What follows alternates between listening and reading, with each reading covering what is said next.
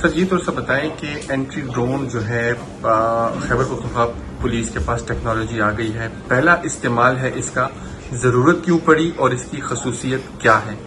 دیکھیے جی، یہ اے D S جو ہے یا اینٹی ڈرون سسٹم جو ہے ایکسپیریمنٹل بیسس پہ ہم نے ٹرائی کیا ہے for the first time. Reason اس کی یہ تھی کہ مریان میں پولیس اسٹیشن کے اوپر کواڈ کاپٹر سے اٹیک ہوا تھا، and because of that we employed it for the first time in the history of K P police. سر تھوڑی سی اس کی خصوصیت کیا ہے؟ اگر ڈرون آتا ہے، کوئی مشکوک ڈرون ہوتا ہے تو اس کا انٹرسپٹ کرنے کا طریقہ کیا ہوگا اور یہ کرے گا کیا؟ سر تھوڑا سا یہ بتا دیں. دیکھیے جی، ڈرون سسٹم یہ ایسے ہے کہ within 3 kilometre it detects drone 3 kilometre کے ریڈیس میں، اور اسی کے اندر اٹ برنگز اٹ ڈاؤن، یا تو اس کو it goes back to the home station جہاں سے یہ اڑا تھا، and it brings it down.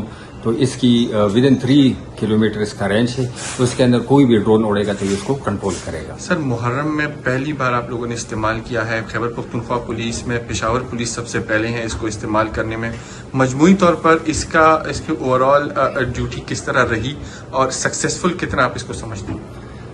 دیکھیے جی، we need to think ahead of time and we need to be ahead of the militants. اگر مدو میں یا وزیرستان یا کسی ساؤتھ کے کسی علاقے میں یہ ایک دفعہ یوز ہوا ہے تو اٹ مینس کہ it has made an entry. تو اب یہ اشد ضرورت ہے کہ ہمیں اس کا ڈیفنس میکینزم جو ہے وہ ہمارے پاس ہونا چاہیے.